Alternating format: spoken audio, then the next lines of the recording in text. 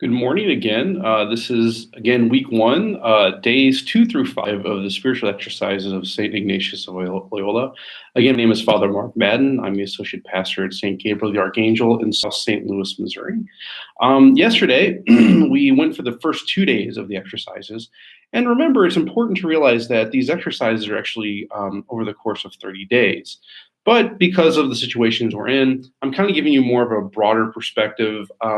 Mostly because depending on your spiritual maturity, maybe you wouldn't want to spend a whole day doing just one of the exercises. Again, as I mentioned yesterday, these exercises are meant to be actually broadened throughout a whole day or maybe even a couple days. And you would go through multiple holy hours to contemplate these things that we're talking about. The other thing I want to make clear too is when we talked about contemplation a little bit yesterday, I didn't really kind of describe that, and that was my fault. I'm sorry. But when we talk about contemplation, the way Ignatius understands it is it's placing yourself in the story, in the narrative, in the reflection, almost physically. So it's a use of the imagination, but you're kind of thinking about, okay, how would it look like? What would it sound like? What would it taste like? What would it smell like or feel like? So, for instance, yesterday we talked about sin, the fall of the first angels, the fall of Adam and Eve. And so it's important maybe to recognize, what Ignatius wants us to do is put ourselves in that moment. So when we're talking about the falling of Satan, put yourself in heaven. What does it feel like? What does it taste like? What does it smell like? Is it cool? Is it hot? What are your sensations? Be cognizant of that. Use your imagination in that respect. And then just witness or be one of the figures in that narrative. So it's important to ask yourself, well, who am I here in this narrative? Am I one of the angels? Am I Satan? Am I God? It's important to kind of understand those perspectives, where we are. And you don't necessarily have to be any of it, you just be a witness. It doesn't really make much of a difference. Even in the story of Adam and Eve, well, who am I? Am I one of the animals? Am I Adam? Am I Eve? Am I the serpent? Am I God? And again, when we're doing these exercises, the intention is you would do them with a spiritual director. So someone that can help you walk through what your reflections are and direct you in what God may be telling you in that. Now we're doing live stream. This is the first live stream we're doing for this channel. Maybe I could help you with that in a way, maybe through the chat or through email or the comments. But ultimately, that's the intention, is you do this with somebody else, with a spiritual director. They can help direct you to what the Lord is telling you in these reflections. So today, for day 3, which is yesterday was kind of the day 2 when I was talking about going through this idea of sin.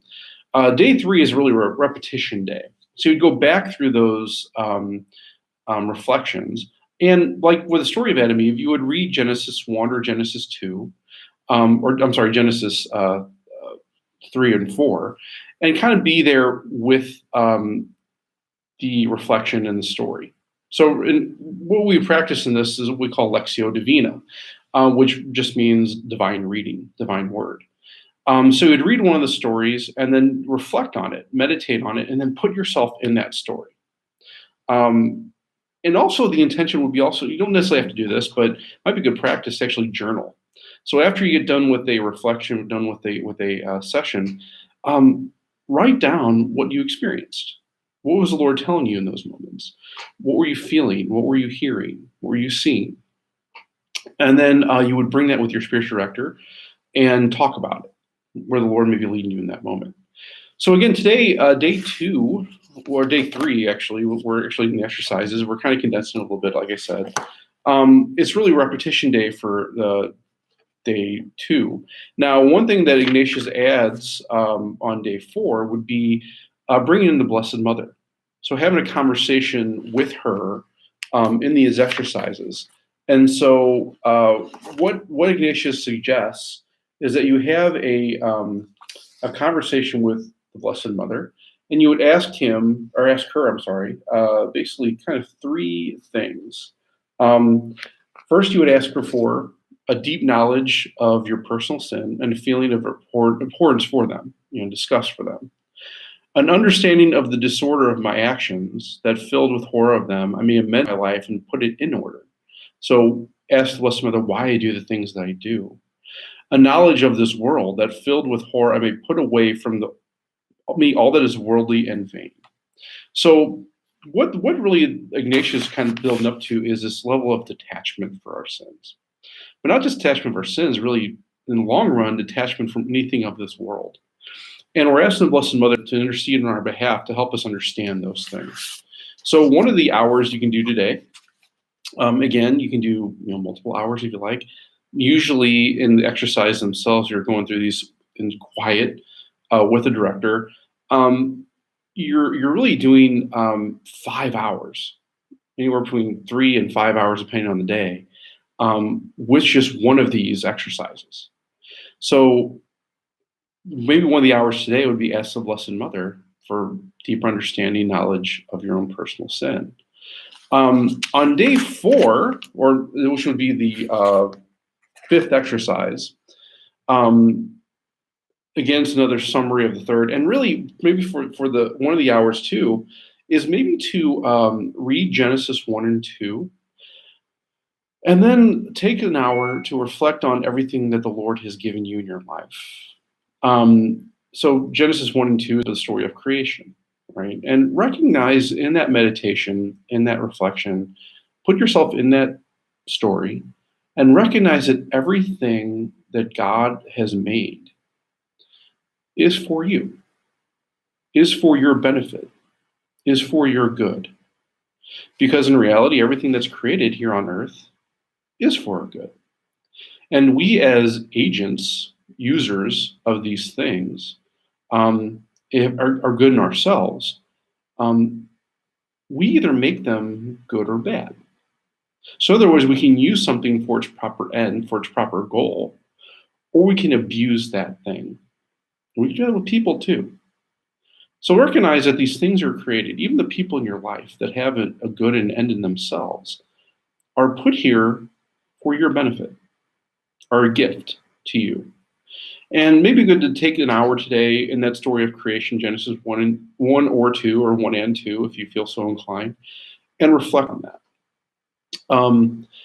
Now, the 5th exercise, which is usually the last day of the week, the last hour, now that's a reflection on hell. And again, Ignatius goes through this process of you start with a prayer, asking the Lord to reveal what he wants to reveal to you. And then you sit through meditation on what hell is. And then you contemplate it, meaning you put yourself in hell, literally. Again, what does it feel like? What does it smell like? What do you see? What do you hear? And again, recognize who you are in that moment. Are you a demon? Are you a witness? Really wants you to be yourself there and place yourself in that position. I will tell you that on my experience in the exercises, this was one of the most horrifying ones for me. Now, you could say maybe I have an active imagination. I never thought I did before I went in the exercises, but maybe I do. It was scary for me. Now, one thing that Ignatius does recommend is, again, this is you through an entire day of contemplating this, is actually doing this out one of the hours that you would do on this day in the middle of the night. So wake up in the middle of the night and go to a chapel, preferably your local church. Here at St. Gabriel, we have the doors locked, but there's a code to get into the door. Going to an adoration chapel can be very healthy. And actually kind of, for me, going to the chapel was a little bit more secure for me. But I will tell you that after I got done with that contemplation, I couldn't sleep for the rest of the night. So be aware of that it can be very difficult for you. And in a way it should be, because hell is not really a place you want to be. It's not a healthy place. Theologically, hell is really the farthest way you can be from God. And it's important to realize, again, theologically, that hell is not a place, even though we're asking you, Ignatius asks you to actually put yourself in the place. Um, it's a state of being. And our human senses can help us to understand a little bit of what hell may be, but it's an eternal state of being away from God. And there's a lot of different writings out there about hell. I mean, Dante's Inferno comes to mind. And you could even use that as like a source guide for you. But recognize that this is not a good place. And really also contemplate the fact, or meditate on the fact that the fact it even exists shows God's love for us. Because the philosophical question always, and theological question, is would it be better to not live, to not exist, or to be in hell? And upon reflection, we come to the conclusion that, well, it's better to exist than not exist. In that respect, it's better to be in hell than to not exist. And the whole reason why hell exists is because God's love for us. That he could choose just wipe us out of existence. But the fact that he created us, he made us, shows his love for us. And so because of that, we have to have a place that we go for our eternity, because our souls never die. They can't die.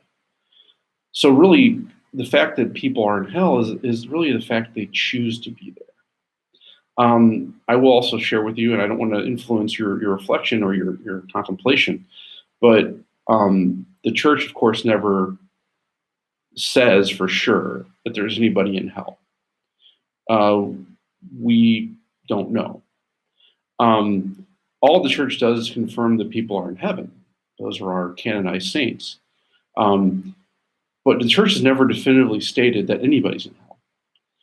What shocked me, in a way, was the fact that there were so many souls there.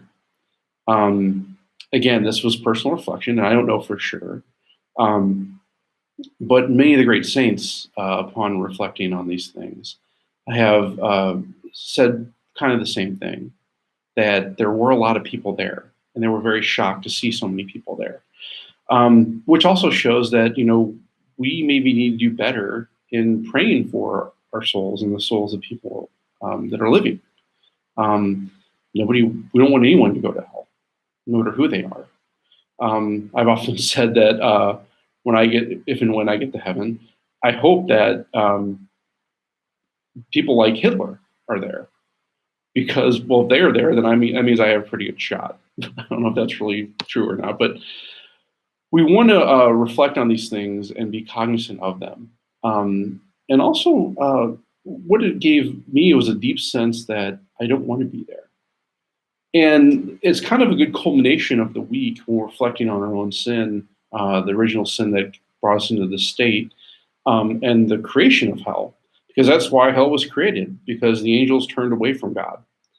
And God, in his love and mercy, didn't want to completely wipe them out of existence. He had to give them some state of being. And that was the state of being that he created for them. So good luck on your reflections, on your contemplations. If you have any questions, you can write them in the comment section. I'll be happy to answer them if I can. I actually turned on the comment section for this. This I did not. I'm sorry. I apologize. But no, I'm praying for you in this time of isolation. And let's just keep praying for each other and trying to go closer and closer to God as we learn more about him, his church, and his plan for us. God bless you, and be safe.